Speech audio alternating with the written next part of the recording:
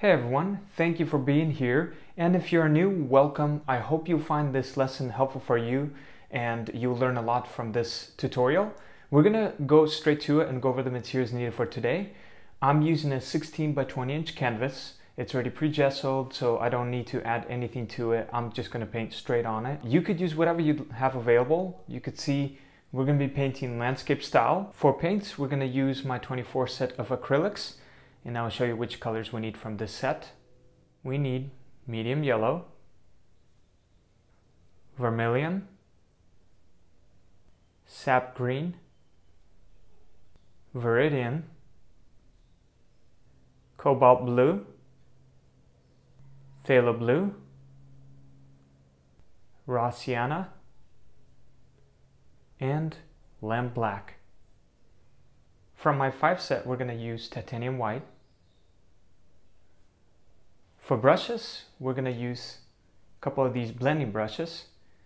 Why 2? Because 1, I like to dab in the water and pick up my paint once I mixed it for the sky, right? Or for whatever part I want blended. And then I lay out the colors really quickly with water. And then the second blending brush dry to blend everything in nicely. And so we need 2 of those. And then also this is a size smaller. This is a M2 blending brush, so we need 1 of these.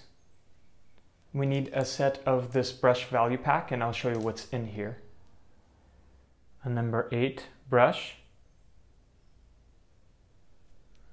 A number 4, this is similar, just a little smaller. 1/2 inch flat brush. And of course a detail brush, a 0 detail brush. These brushes, a number 8 and number 4, they work very well for certain parts to be blended, adding clouds or adding bushes and like little details to our branches and trees, right? So I use a lot of these. These are awesome brushes. So that's what we're going to be using these brushes for. The flat brush we're going to be using, I like to sketch out like if there's like a sharp, like a hard-edged part of the painting, right? And I like to kind of add that in there, right? And then like kind of sketch it out with, you know, hard-edged things, like if there was a mountain, right? Sharp mountain or something like that. So that's why I like the flat brush. And then the detail brush, of course, we like to add all the little details in our trees, branches, and things like that, okay? We need palette, and I'm using palette paper here. This works really nice because once you're done, you can just tear it up and throw it away, and you don't have to put paint down the sink whenever you're cleaning your palette. So that's why I like palette paper, but you could use whatever you have available. Of course, we need a palette knife, right, to mix your paint. We need a jar of water next to us, and then some paper towels to wipe down your palette knife and dab some of your brushes onto the paper towel, right? And then I believe that'll be all for the materials. Everything I'm using today is available at ColorByFeliks.com. The canvases, the paints, the brushes, palette paper, pretty much everything I'm using. If you're interested in what I'm using, they are available. But like I always say, use whatever you have available, whatever you, even if some of your colors are off, like for example, vermilion, right? This could be like a red. You could use any kind of red you have available. Just remember to start with what you got, because that's how I started, you know, playing with and learning, and I kind of match the colors. As long as you can kind of match the colors, you're good to go, okay? Have fun with this. It doesn't have to be perfect. I always say this. We're gonna just create. I'm gonna create. I don't even know how it's gonna turn out, but I have an idea, and it's gonna be fun to see what will happen, right?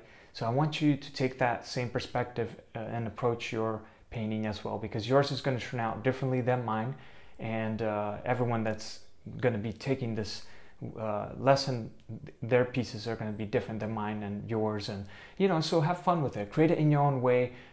Place a tree or a little hill or a rock somewhere, totally wherever you want it, okay? I'm just showing you the techniques, and hopefully you can follow along and see how I'm working and be able to catch something that will help you in your artistic journey, okay?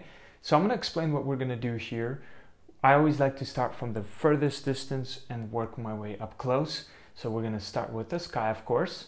Okay, the sky is gonna be, I'm not gonna add any like crazy clouds or anything. I'm gonna make it look like kind of misty, right? I'm gonna make it look just a nice soft blend from lightest from the bottom to darkest. So it's probably gonna cover about like a quarter of the canvas of the sky, so around there. And then from there, we're gonna add some mountains, faraway mountains, okay?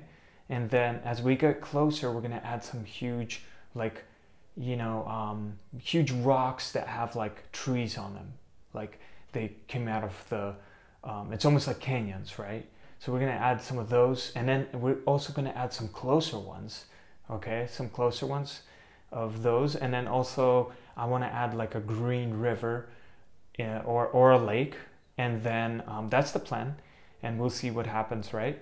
And then a couple of rocks and just detail everything else and add trees, bushes, whatever you want, okay? So that's the plan. We're gonna try to make it look kind of greenish and nature and a very foggy kind of misty look, you know, mystical kind of, you know, look. So like I said, I don't know how it's gonna turn out, but I'm excited to see what will happen. Also, don't be afraid to make mistakes, because you could always correct them. You can always add something, like for example, if you made a mistake like right here and you added like something that you didn't like, you can always make that into like a mountain or something, right? Or a tree or a bush or whatever, you know, there's so much things you can do with that.